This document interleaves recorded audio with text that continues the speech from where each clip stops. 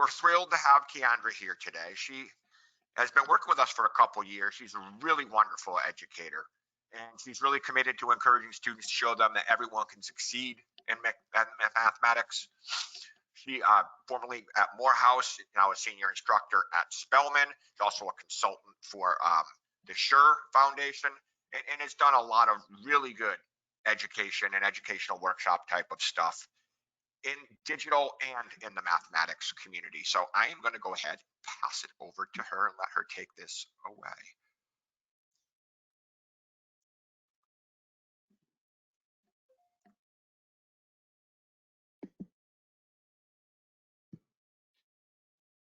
All right. Good afternoon, everyone. And thank you again. Thank you, Scott, for that introduction. And thank you, everyone, for joining us on today. Today, our goal is to make this webinar as interactive as possible, as engaging as possible. So if you can go ahead and type in, you can either do it on your phone or on the computer, and type in the link that you see here. So https:// type in that link, and so that way you can join our iClicker session and you can actually get a full experience of what it would feel like to be in one of my classes or to use the remote response system in the classroom. So that may take about maybe 1 to 2 minutes. So if you can go ahead and click on that link, and you'll see that link periodically throughout the presentation.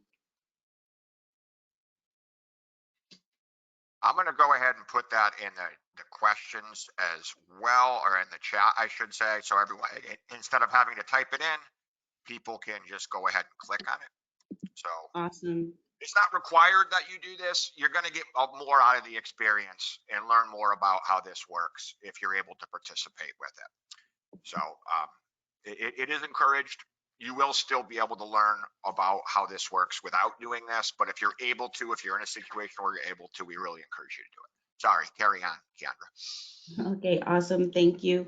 All right, so as Scott mentioned, I'm a senior instructor of mathematics at Spelman College. And for a few years, I've been working with Macmillan Learning on their Achieve product for calculus.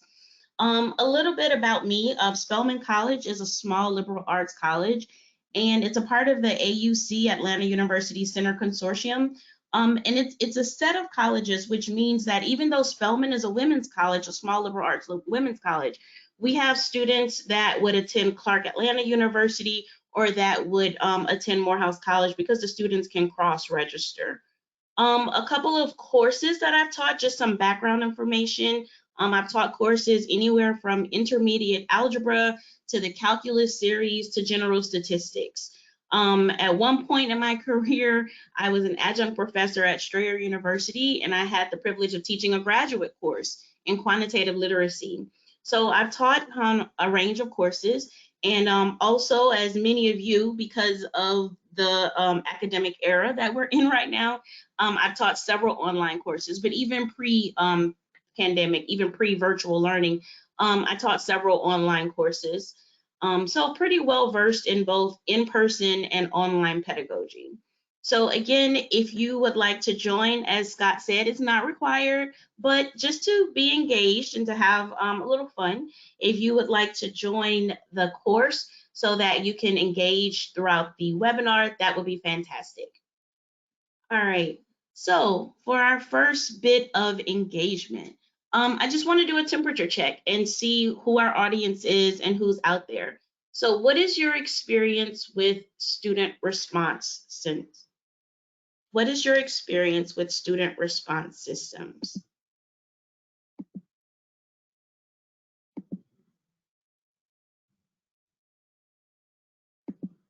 So you should now be able to answer this question.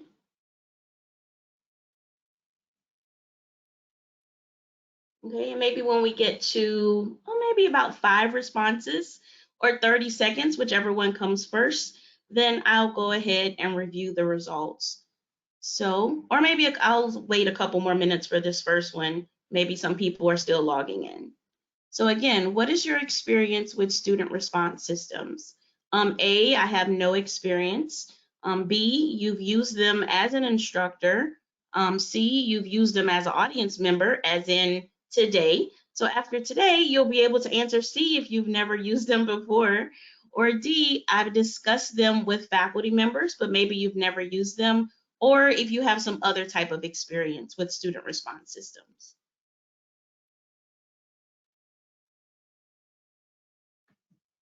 Okay, I'll give maybe about 5 more seconds. Again, what is your experience with student response systems?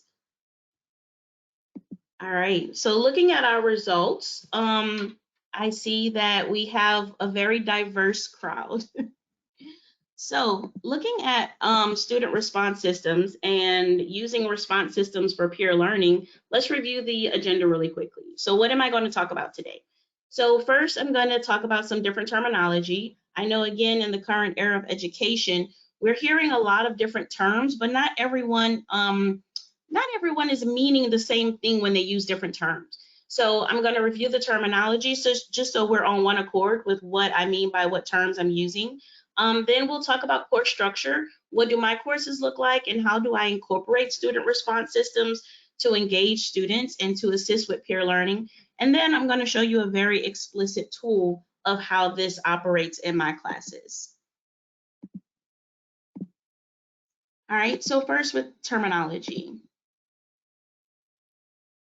So in today's era, we have a lot of different educational modalities going on. We have in-person education or in-person instruction. We have synchronous learning. We have asynchronous learning, and we also have hybrid learning. In-person, students meet in an on-campus classroom. Students are learning the same things, having the same type of activities, attending a lecture, a laboratory, all at the same time. And in synchronous courses, students are still learning the same thing at the same time. However, they're doing it using some type of online or distance education platform.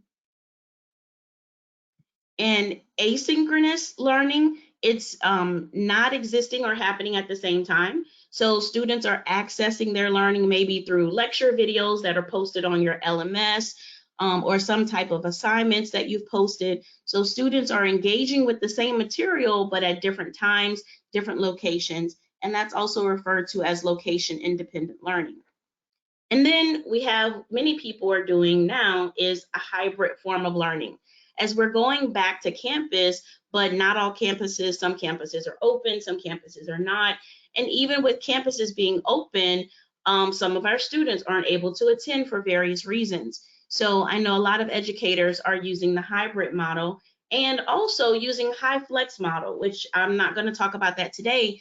But if you would like to know more about high flex, then just send me an email, or you can ask your question at the end of the presentation. So hybrid is just a combination of synchronous and asynchronous. And it allows for a lot more flexibility, I would say, for the instructor, as well as the student. So based on what I've discussed so far, what is your preferred modality of learning? Is it A, in person? So what do you prefer most? Do you prefer to teach your courses in person or synchronously, kind of similar to what we're doing now, or asynchronously or hybrid, or are you still undecided? Haven't really decided what works best for you. And as you can see, we have the timer going down at the bottom. I'm going to give it maybe about 15 more seconds. Let's get to maybe about 45. And then we'll look at the results. So again, what's your preferred modality for learning?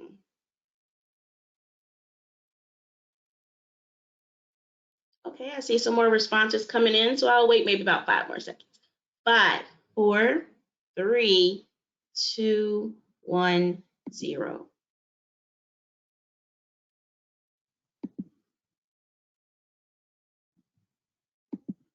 All right, so we can see based on the responses that not many people like asynchronous, okay, and not many people for synchronous, but more people prefer in person. Okay, awesome. Thank you guys for responding and for participating. All right, so which modality are you most comfortable delivering for your courses? I'm not going to make this a clicker question, but as we're going through our webinar on today, I do want you to think about this question and maybe we can revisit it at the end. So let's look at my course structure now that we're on one accord with our terminology and what we're discussing. So for my course structure, I like to embrace the gradual release model in all of my courses. So I'm in math, again, as a reminder. So what typically happens is I have maybe a 10 to 15 minute lecture. I try to keep my lecture to a minimum of maybe 15 minutes. And then we'll do some problems, or I'll do some problems within that lecture.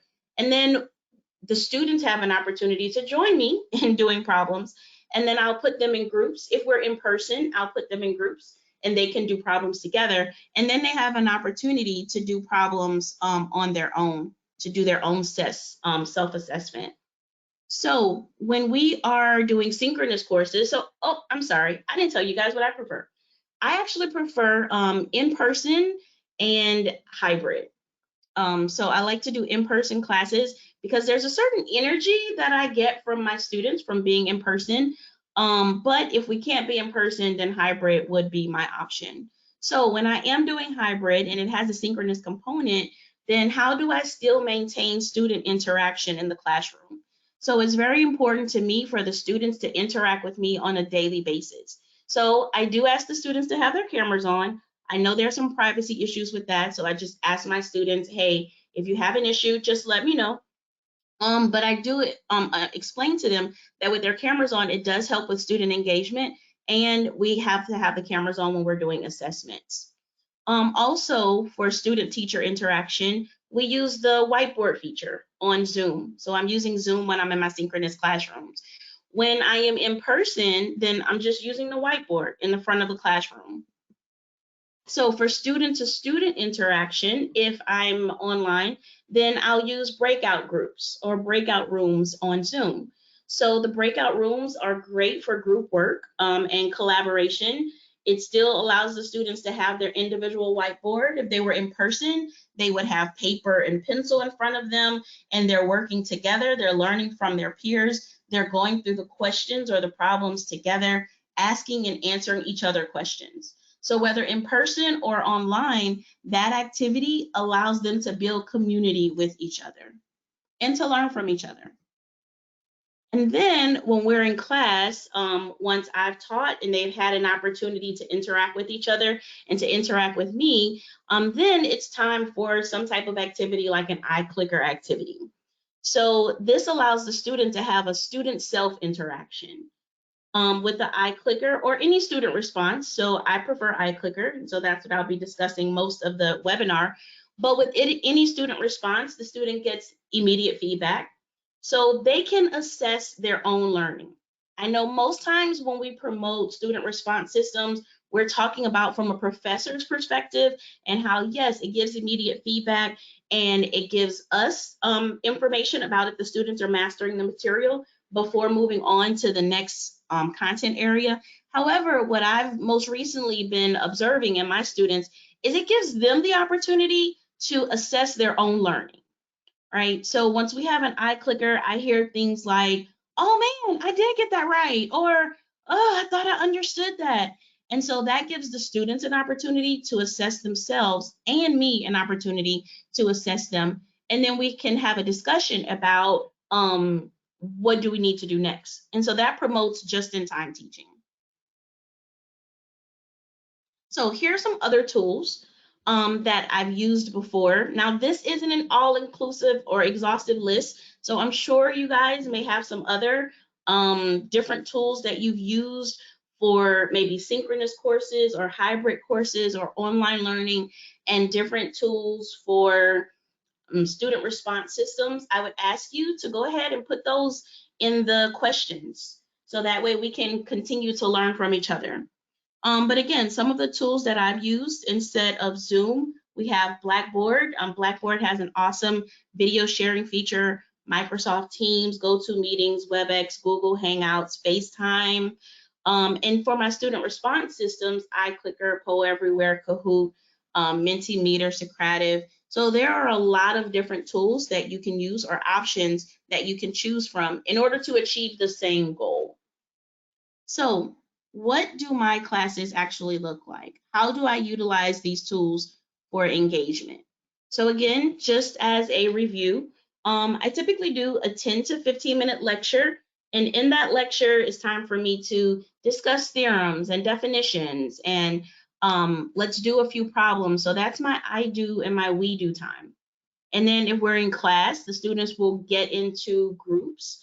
If we're on Zoom, the students will get into breakout rooms.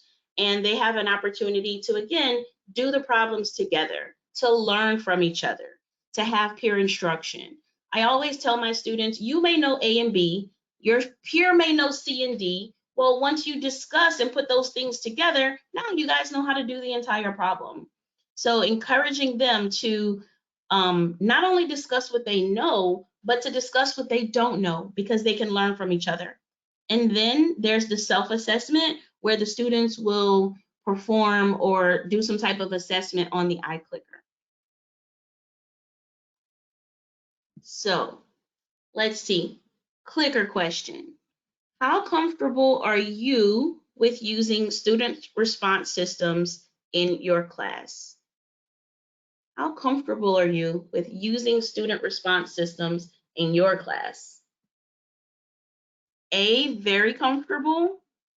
B, somewhat comfortable. I'm sorry, B, yep, somewhat comfortable. C, uncomfortable. D, very uncomfortable. And E, maybe unsure, you haven't really tried it yet.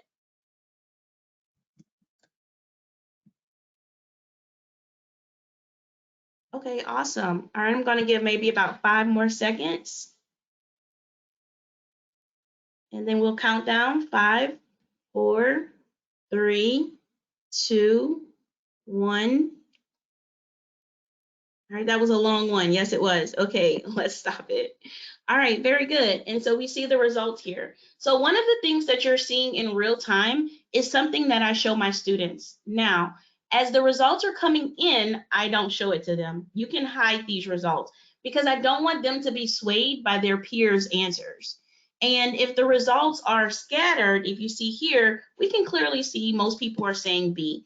But if the results are scattered, maybe kind of 20% or 30% going straight across, then that would be an opportunity for me to have the students to discuss and see if they can sway one person in their group to a separate answer. So I just wanted to show you the results really quickly so you can see what you would see from an instructor's perspective. Okay, but from these results, very good. Thank you all for participating. I see that most people are somewhat comfortable. So great. So what would a lecturing opportunity look like? So here again, I'm in math, and this would be a calculus course. So in this calculus course, I am discussing the product rule. And I go over with the students, okay, so we see here that the product rule, when we're taking the derivative of two functions that are being multiplied times each other, we get f times g of x. And when we're taking the derivative of that function, it's equal to the derivative of the first times the second function, the original second function, plus the first function times the derivative of the second function. Now, I understand that we have a very broad audience, so I don't want you guys to freak out. So people are probably like, what? I haven't seen calculus ever, or maybe since college. That's okay.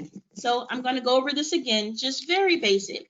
So here, when I'm taking the derivative of a product of a function, the derivative, this is the derivative notation, then I'm going to take the derivative of the first function times the original second function plus the first function times the derivative of the second function. Now, one thing it's important to note is that the derivative of the product is not equal to the product of the derivatives. We see here we have a sum. Again, let me say the derivative of the product.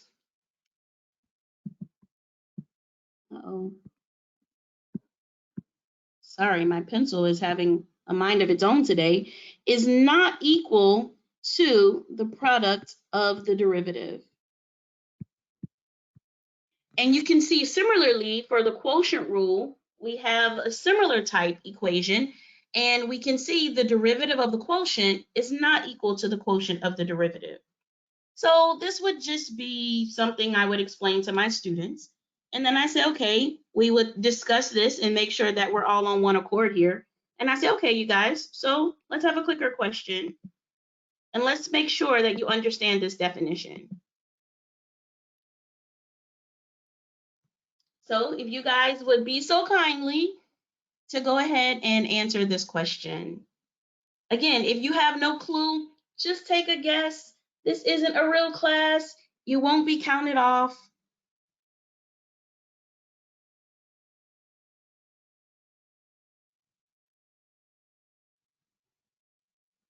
All right, about 5 more seconds.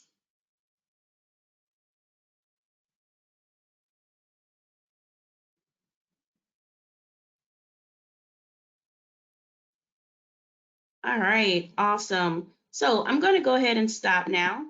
And now I'll show the results to the class, or I won't. And I'll say, okay, based on these results, because we're pretty scattered, and I'll warn students, remember, the answer that has the biggest number isn't always the correct answer. And so in this moment, if we were maybe on a Zoom call, I would put the students in a breakout group. They would have an opportunity to discuss, and then we would come back and repoll this same question. So I'm not going to do that today for the sake of time, but just to give you an illustration of how I use the student response systems in my class. And when we repoll, I would come together and say, okay, you guys, so here is the correct answer. So we see here that the answer is A. Now, what I do want you to do is look at your device and observe what do you see on your own individual device. So this gives that student an opportunity to feel either confident in what they just answered or to think, you know what, maybe I should ask a question. So in this moment, I may ask the student, okay, you guys, do we need to go back and review this definition? Let's look at it one more time. And then I'll also ask them, why did you choose the answer that you chose? And we'll discuss that and why these questions or why those answers weren't correct. So again, this allows the students for an opportunity to do self-reflection and self-assessment. So I would do that if I'm doing maybe just definitions or concepts. And then again, this would be maybe with some problems. So here is my lecture moment. We'll do this problem on the board. And once we do the problem on the board, okay, I'll review what we did so that they have these in their notes. And we'll discuss the product rule, being the derivative of the first times the derivative of the second. Or I'm sorry, identifying the first versus the second. So you guys are going to walk away from here with a little bit of calculus recalling. So here's the first function. Here's the second function. Here are the derivatives of the respective functions. And now we're going to use the formula. So the derivative of this product would be the derivative of the first function times the second function plus the first function times the derivative of the second function. So we've gone through this problem on the board. We've gone through this problem again to review it. And so, okay, is everyone good? Do we need to do another problem? This again gives students an opportunity to self-assess. I'll give them another problem to do, and they'll do it again in their groups, whether on Zoom or in the classroom. So they can do their problems together in groups. And even if you're doing asynchronous, I know no one in here said that they prefer asynchronous learning, but even if you're doing an asynchronous course, the students can work this problem out on a sheet of paper and submit it in their LMS. And then from there, once all hearts and minds are on one accord, okay, let's do this clicker question. And let's see if you're actually understanding what you think you're understanding and what I think I'm conveying. Now, one thing that I would like to say is sometimes the results don't come the way that you had hoped they would come. You poll, you repoll, and maybe the results are still uneven. Maybe the correct answer isn't the highest one. Well, that's an opportunity for us as educators, for us as instructors to then do a self-assessment and say, okay, what do I need to do differently to explain this to the students so that they can actually understand it? So I love these opportunities because in class, students are having an opportunity to reassess or to assess, and we're also having an opportunity to assess to show the students what a learning opportunity looks like. So what are some of the other advantages of iClicker? And like I said, there are multiple student response systems. I prefer to use iClicker. Well, I was introduced to iClicker when I started using Achieve with our calculus course. And iClicker is a part of that course. And one of the reasons why, or a part of the Achieve platform, one of the reasons why I loved using iClicker is that all of these questions that I've shown you, they were already pre-generated from the Macmillan text, and I didn't have to create these questions. If I had to create these questions, that would be a whole nother level of anxiety for me because I'm not good at creating questions this great. But one of the other awesome things that iClicker has that I noticed some of the other student response systems didn't have was the target response. So here would be an example of a target response question. So in math, I can ask students for maybe max and mins and points of inflection. Maybe if we were doing an icebreaker question, someone would ask, hey, put up a map, identify what state you're from. Or if you're in a geography class and you give the capital of a certain state, hey, identify what state this is. Or a biology, hey, here's a skeleton, identify where the such and such bone is. So the target response questions can be used in a number of different ways. So for example here, what is the maximum on the following graph? Now, in my lecture time, I will tell students there are two types of maximums. They're absolute max, which is the complete highest point on a graph, and then there are local maximum. So a local max is wherever the graph goes from increasing or going up to decreasing or going down. And remember, we read a graph just like we read a book, from left to right. So you're looking at where is the maximum? Where's this graph going from up or increasing to down or decreasing? Now, give me 1 second.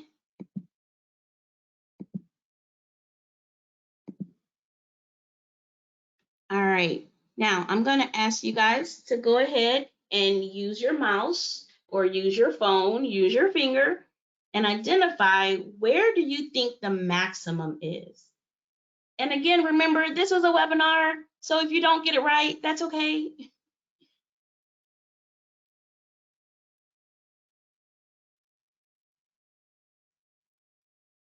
So where is the maximum on the following graph? Again, reminder, maximum is where does the graph go from going up to going down?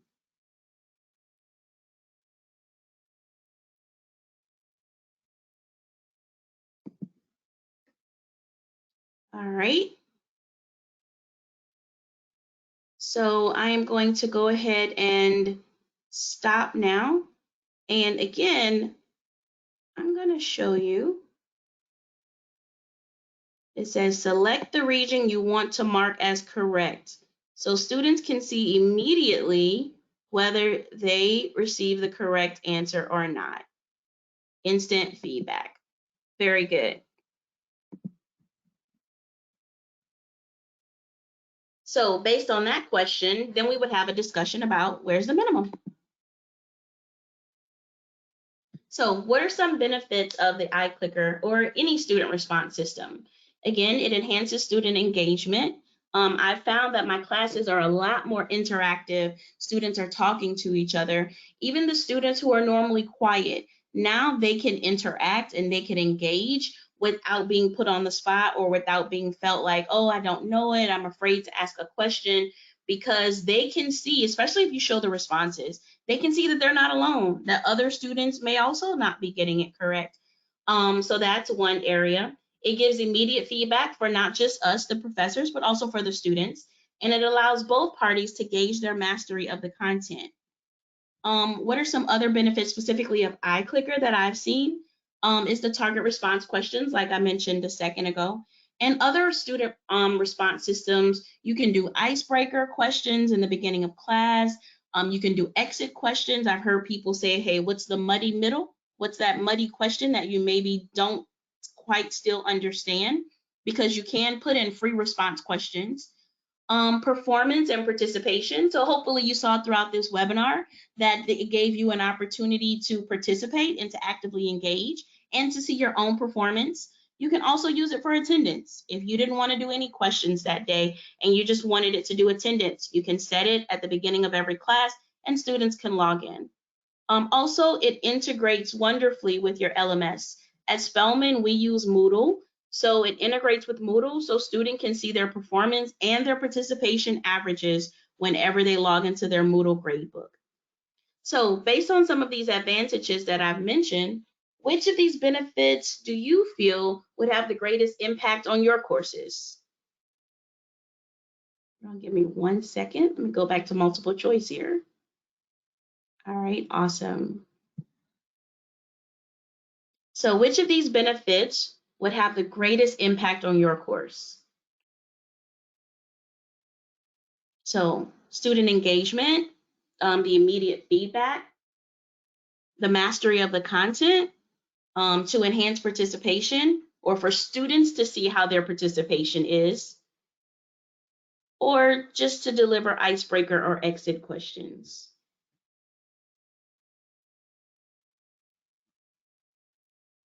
And there are several other benefits. What I would ask you all is if you have other benefits that I haven't mentioned, if you can put it in the chat, if you click the questions, if you can put it in the chat and share with us, that would be great. When I asked the previous question, I know some of you said that you were somewhat familiar or somewhat comfortable using the student response systems. So if there's anything that I haven't mentioned, please, please, please put it in the chat so that we can all, again, continue to learn from each other. All right, awesome. So I see several people are looking to enhance their student engagement. And that was one of the reasons that I used the iClicker. Well, actually, all of these were reasons that I used iClicker and student response systems in my courses. Now, there's one other feature in iClicker, and it is an assignment feature. I haven't used it much, so I'm just gonna talk about it briefly.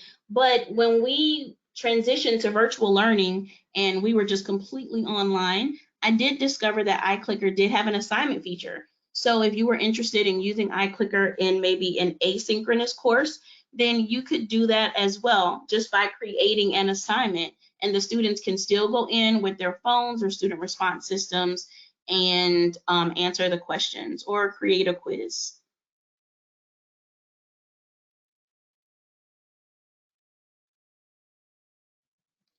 So some things that I do want to mention, considerable opportunities.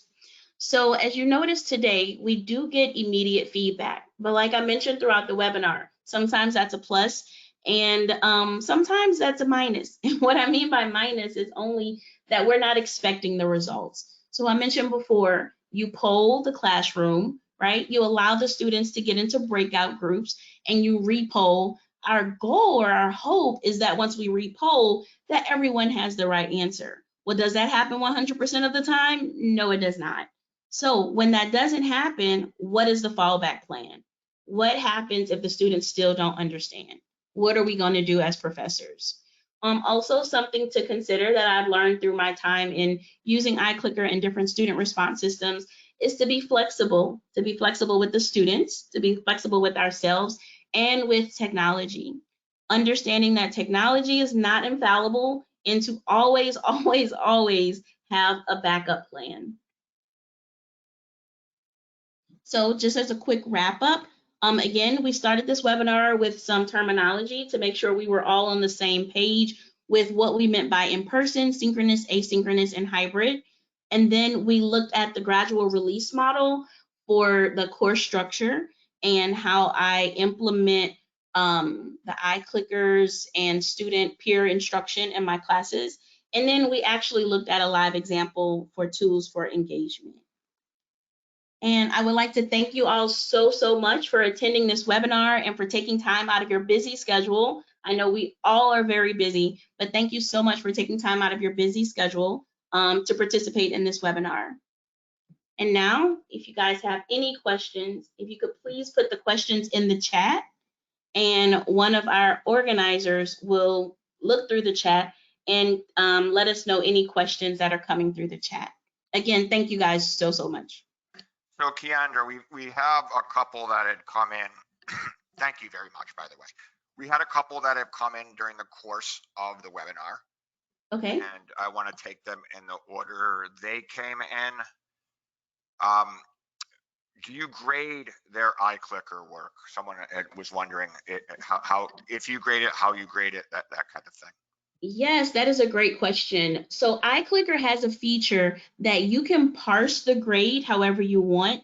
So what I do is I give the students maybe 1/3 credit or 1/4 credit just for answering the question, because I want them to get some points for trying. And then, so let's say if I do 1/4 credit for answering the question, and then the other 3/4 would be if they actually received the correct answer. Now, again, you can distribute that however you want.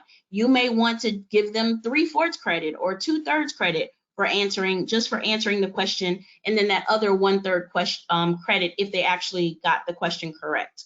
Also, what you can do is once you go back into your reporting in Clickers, if you you can delete certain questions if you're like, you know what, maybe this question wasn't written correctly, or maybe I didn't do as good of a job as I thought I would with lecturing that, and so I don't want that to count against the students. You can go in and delete select questions.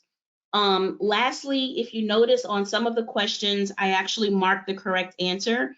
Only the questions that you mark the correct answer for will be graded during class time. You can also, again, go back after class and look at your reporting, and you can grade the other questions if you want, or just leave them ungraded. So you have a lot of flexibility as an instructor on how you administer the grade. But yes, I do give students grade. That's a part of their participation grade for me. Thank you, Kiandra. We had a couple questions about the price of this. And I'll take that. I think that's more of a McMillan question, and it's a quick answer. It's no extra charge. It comes for free. It's included with the Achieve courseware. I'll quickly show you how this works. I'm gonna make myself the presenter. I just want to show people very quickly. So this is the Achieve courseware. As you can see, it's got a lot of the stuff that you're used to if you've used these type of systems before. It's got all the resources in there. It's got a grade book. We've actually got a wonderful report section, but that's for another day. To integrate the iClicker, you just go to the grade book. You click. Actually, I've already integrated this, so I would disconnect, and I'll show you how quickly I can integrate it. So if I want to integrate this, I just click Sync iClicker. I sign into my account.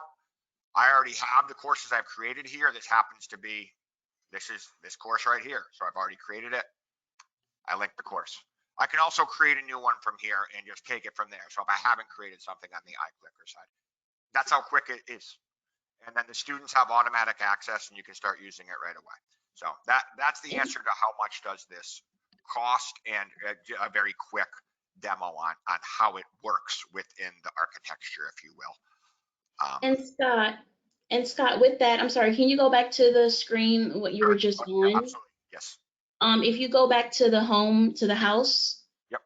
And you see resources, if you were to click on resources, again, so I'm doing calculus. So if you click on resources, and if you need more information, just let me know. I'm more than happy. I'll put my email address in the chat. I'm more than happy to help you through this. But if you click on resources, all of the iClicker questions are, scroll down some, I think maybe click on assessment. Well, the probably easy. This is okay. So it may not be in here because. But if I go to iClicker. Okay, so all of the iClicker, I know in calculus for every section, we may not see it here because this is a test course basically for these types of webinars. But in the calculus course, for instance, there are multiple iClicker questions for every single section. every section. Well, I can And tell I've you never seen that in another platform. one way to find them in any of the courses, honestly, is to go to the in-class activity guides. And if you, well, they're not going to be called GHHHH, so that's why it's not finding them. If you go to the in-class activity guides, then you will find not just the iClicker stuff, but the activity guides to accompany the iClicker stuff. So let me toggle that again. So there's, in this particular course, there's 18 of them. These are iClicker questions paired with an activity that you can do pre, in, and post class. It breaks it all down for you, but it also includes a deck that has iClicker questions. So that's a clicker question deck. There's 18 of these different activities in this course. That's about an average number for any given course. This happens to be a Principles of Economics course. But that's a pretty average number. Most of the courses have between, I want to say, 15 and 30 of these in-class activity guides, which incorporate iClicker. You can use them without iClicker too. I just think they happen to work a lot better if you build that piece in. It's got a pre and in and post-class sort of plan using the various resources in Achieve, including the iClicker resource. So, put the Scott, QA do you have any other up. questions? Any other questions? I think we had one more question. Let me quickly just look here. How do students feel about using this in class? Oh, now that's a great question. My students absolutely love it. They actually ask for it. So if I have a lecture and we don't have iClickers, they're like, what's going on? And I think the reason why is because many of the students, if you teach traditional students, many of the students in this generation are coming up with technology. They're coming up with gaming. And when I say coming up, they're raised, from very little. Everything is gaming devices, right? Whereas in maybe previous generations, we had wooden blocks, this generation have iPads. And so they enjoy the gaming feature of it. And I would say sometimes it becomes healthy competition because yes, they want all of their peers to succeed, but they also want to see, okay, did I get this right? Okay, yep, I'm doing better than I did yesterday. Okay, yeah, I'm really getting this, so those are the types of feedback that I get from students. And like I said, they really enjoy it. Thank you very much, Kiandra. I think that's the end of the questions. I am going to send to the whole audience. This will go out in the follow-up email as well. If you want to request access to Achieve, click that link and you can request access to your specific discipline, course, etc. It's a couple of drop downs and you'll be able to find out if we have of course, if you're an instructor, that's free access. We have training too if you want, but we're happy to send you access, let you sort of kick the tires on your own and you can sign up for training when you're ready. But thank you for attending this today. We will be sending a recording out to folks and we hope you have a wonderful week. And also I'll put my email address in the chat. So, or in the questions. So if anyone has any questions, please feel free to reach out to me. And if you want, Kiandra, you can include that in the follow-up. We'll talk about that. Oh wait, there looks like there's one more potential question. Okay. But I'm not seeing it. Maybe that was just Alana's. No, there wasn't. False alarm. Thank you again, folks. Really do appreciate your time. Have a wonderful week. Thank you.